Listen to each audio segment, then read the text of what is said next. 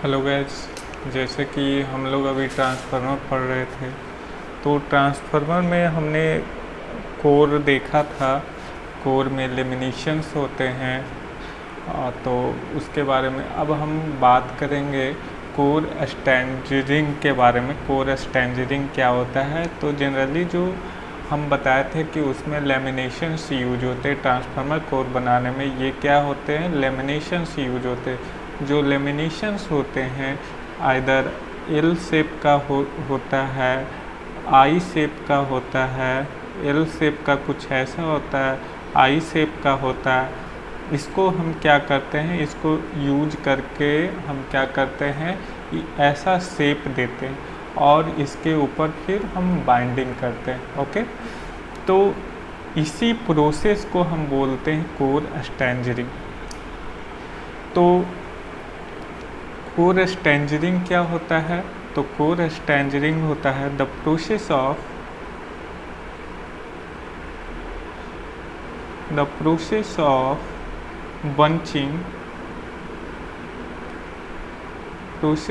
bunching of all the lamination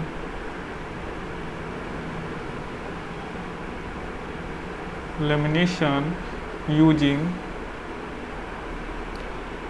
bolt called core staging।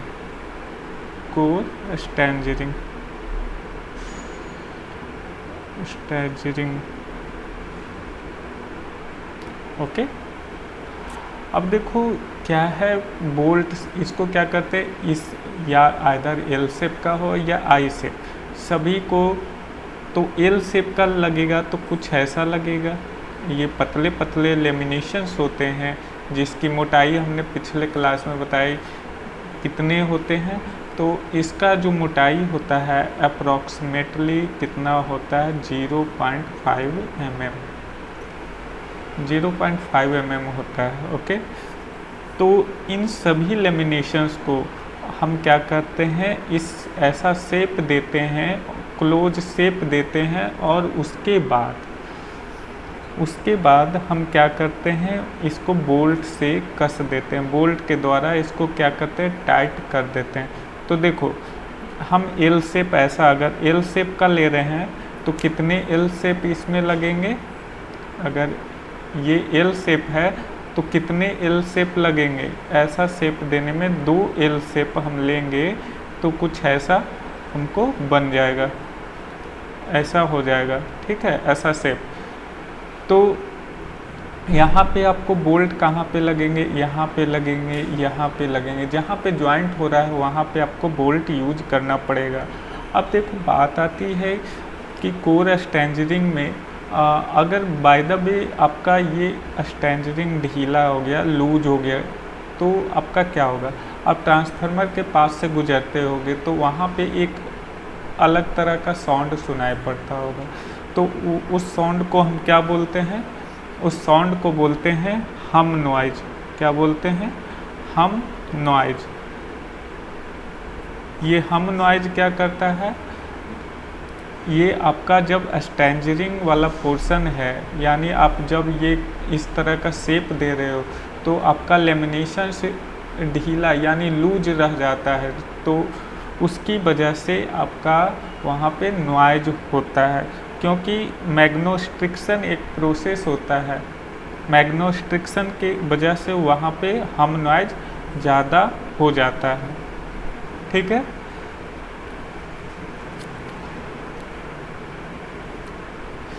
तो वही है अगला पॉइंट है आपका हम नॉइज। हम noise is inevitable in transformer because of magnetostriction।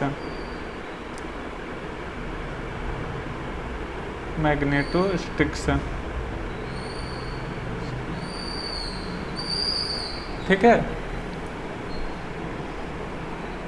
अब ये मैग्नोस्ट्रिक्शंस क्या होते हैं इसके बारे में थोड़ा सा डिस्कस करते हैं। अब देखो मैं बात कर रहा हूँ मैग्नोस्ट्रिक्शंस की, तो मैग्नोस्ट्रिक्शंस क्या होते हैं?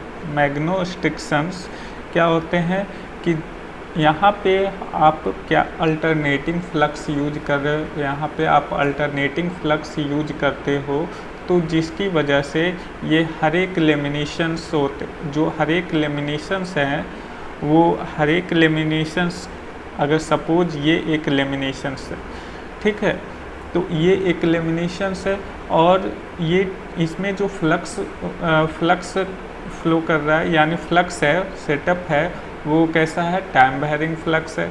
तो इसमें क्या होंगे, इसमें क्या होंगे, इसमें जो आपका नॉर्थ एंड साउथ पोल है वो एक टाइम के साथ वेरी करते रहेगा, ठीक है।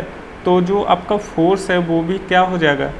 चेंज हो जाएगा, चेंज होते रहेगा, जिसकी वजह से यहाँ पे एक नॉइज प्रोड्यूस होता है जिसे हम बोलते हैं, जिसे हम क्या बोलते हैं? हम नॉइज।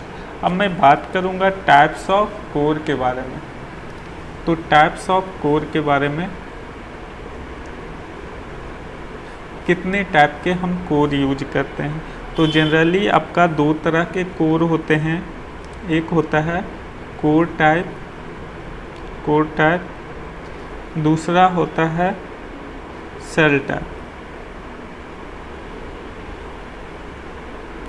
ठीक है। ये आपको दो तरह के कोर पढ़ने हैं। अब मैं दोनों को डिफरेंशिएट करके मैं बताऊंगा। अब देखो मैं बात करने वाला हूँ कोर टाइप और सेल टाइप के बारे में। तो कोर टाइप में, अच्छा पहले तो ये मैं बात कर लेता हूँ, इस वाले पोर्शन जो ऐसे है इसको हम बोलते हैं लिम्स। इससे हम क्या बोलते हैं? लिम्स। इधर मैं लिखते लिम्स, ये वाले। और जो ऐसा है इसे हम बोलते हैं, क्या बोलते हैं? योक। ओके। तो जनरली कोर टाइप में आपके कितने लिम्स होते हैं? तो इसमें दो लिम्स होते हैं, आपका ये, और योक भी दो होते हैं, ठीक है। लेकिन सेल टाइप में जो होते हैं लिम्स कितने होते हैं? लिम्स आपका 3 हो गया, 1 2 एंड 3। ये 3 लिम्स होते हैं। और आपका योक्स कितने होते हैं? ये वाला, तो आपका योक्स 2 होता है, ये सेल टाइप में होता है, ठीक है। अब विंडो की मैं बात कर रहा हूँ। अच्छा ये आपका इसको देखकर क्या लगता है? विंडो खिड़की की तरह लग रहा है। तो इसमें विंडो की मैं बात करूँ तो कोर टाइप में एक विंडो बनता है और सेल टाइप में हमेशा 2 विंडो बनते हैं। अब देखो एक विंडो बना तो इसमें बाइंडिंग कहाँ पे होते हैं? तो हमेशा कोर टाइप में आपका जो बाइंडिंग होता है लिम्स पे होता है, लिम्स पे होता है। और इसका जो कोर है, कोर ये आपका क्या है? कोर है, किसके? बाइंडिंग के द्वारा ढका हुआ रहता है, जो बाइंडिंग से ढका हुआ रहता है। अब यहाँ पे जो है सेल टाइप की मैं बात करूँ तो सेल टाइप में हमेशा आपका क्या होता है? बाइंडिंग जो होता है, बाइंडिंग कहाँ पे होता है? यहाँ पे होता है, ठीक है, यहाँ पे होता है। तो आपका क्या होगा? जो बाइंडिंग है यहाँ पे आपका दोनों तरफ से कोर से ढका होता है, बाइंडिंग आपका कोर से ढका हुआ रहता है। ये सैंड बीचेज, इसको बोलते हैं सैंड बीचेज। आपसे पूछ दिया जाएगा कि कौन से टाइप के ट्रांसफार्मर में आपका जो बाइंडिंग होता है सैंड बीचेज होता है। तो सैंड बीचेज किस में होता है? सेल टाइप ट्रांसफार्मर में आपका बाइंडिंग क्या होगा? सैंडविचेज होगा। अब लीकेज फ्लक्स की मैं बात करूंगा।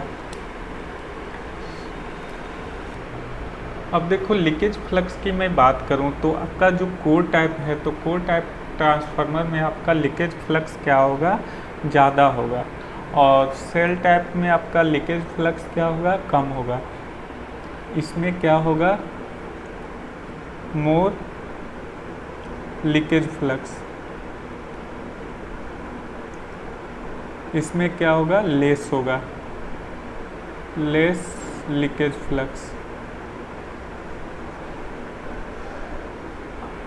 अब बात करूँ मैं कैसे होगा, तो देखो यहाँ पे आपका बाइंडिंग कहाँ पे हो रहा है, ये आपका दोनों तरफ लिम्स पे हो रहे हैं। तो लिम्स पे होने की वजह से आपका जो यहाँ पे बाइंडिंग है, तो यहाँ से आपका जो फ्लक्स है कुछ इधर ऐसे ये लीकेज कर जाएगा। लेकिन यहाँ पे जो बाइंडिंग यहाँ पे बीच वाले लिम्स पे है, तो यहाँ पे जो लीकेज होगा तो वो अगर बाहर से हो रहा है तो ये कोर से होकर फिर से इसमें चला जाएगा। ठीक है, दोनों तरफ कोर से जो लीकेज फ्लक्स होगा इसमें बहुत कम होगा। ओके, अब आगे मैं बात करूँगा कॉपर मटेरियल का। तो इसमें जो कॉपर मटेरियल होंगे, यानी कॉपर मटेरियल कहने का मतलब कॉपर बाइंडिंग, तो इसमें मोर होगा, इसमें ज़्यादा बाइंडिंग लगेंगे और इसमें लेस होगा, इसमें लेस कॉपर का रिक्वायरमेंट होगा। ठीक है, अब इसमें ज़्यादा कॉपर का रिक्वायरमेंट हो गया, यानी नंबर ऑफ टन ज़्यादा होंगे इसमें, तो ये इसका एप्लीकेशन कहाँ पे होंगे, HV एप्लीकेशन होंगे। कौन सा, HV एप्लीकेशन। और इसमें नंबर ऑफ टर्न्स कम हैं तो ये कहाँ पे यूज होंगे, LV low voltage applications. Okay, अब KVA रेटिंग की मैं बात करूं तो KVA रेटिंग इसका क्या होगा, इसका KVA रेटिंग लेस होगा और इसका KVA रेटिंग मोर होगा।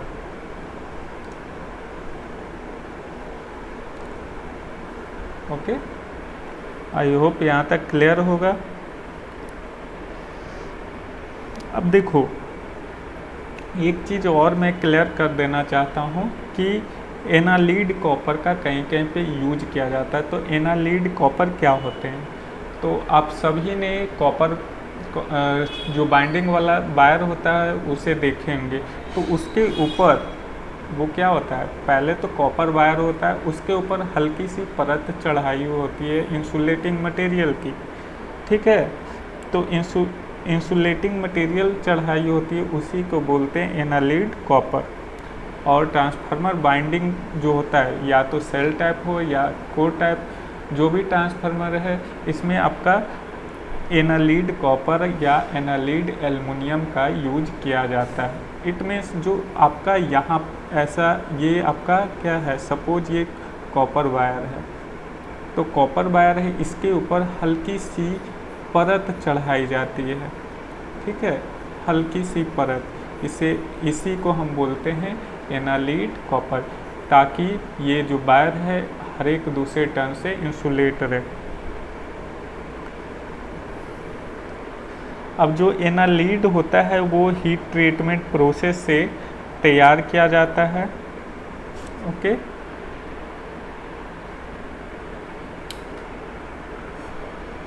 ट्रांसफार्मर वाइंडिंग जो होता है हमेशा स्टैंडर्ड कंडक्टर से किया जाता है। स्टैंडर्ड कंडक्टर से करने से क्या होता है, आपका स्ट्रे लॉसेज कम होते हैं।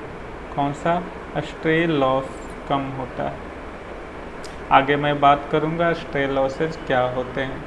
तो जनरली अभी ये जान लीजिए कि स्टैंडर्ड कंडक्टर क्या होता है। तो स्टैंडर्ड कंडक्टर क्या होता है कि जो सिंगल वायर कंडक्टर होता है उसे हम बोलते हैं स्टैंडर्ड कंडक्टर।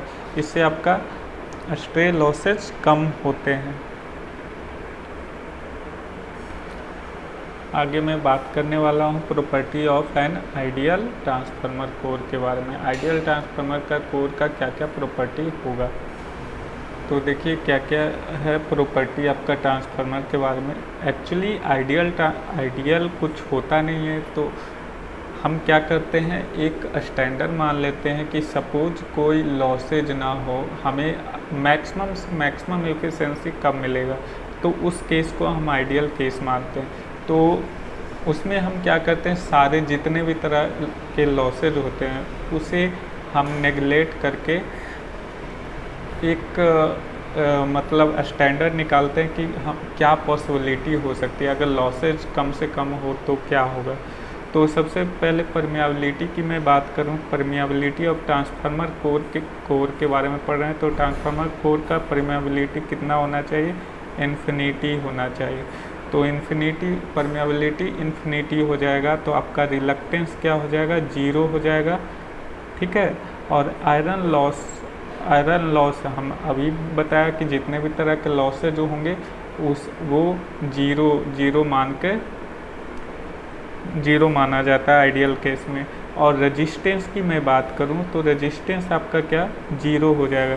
तो 0 हो जाएगा तो कॉपर लॉस I² लॉस भी क्या हो जाएगा, 0 हो जाएगा। मैग्नेटिक लीकेज फ्लक्स की बात करूं तो मैग्नेटिक लीकेज फ्लक्स यहाँ पे कहता है नो मैग्नेटिक लीकेज फ्लक्स होना चाहिए, यानी 0। इसे भी मैं 0 मान लेता हूँ, ठीक है। तो ये तो था कुछ प्रॉपर्टी आइडियल ट्रांसफार्मर कोर की। अब मैं आगे कुछ डेरिवेशन देखूंगा जो कि अगले वीडियो लेक्चर में हम देखेंगे। फ़िलहाल इस लेक्चर में इतना ही। कोई भी डाउट है तो आप पूछ सकते हो व्हाट्सएप पे डायरेक्टली। Okay, thank you.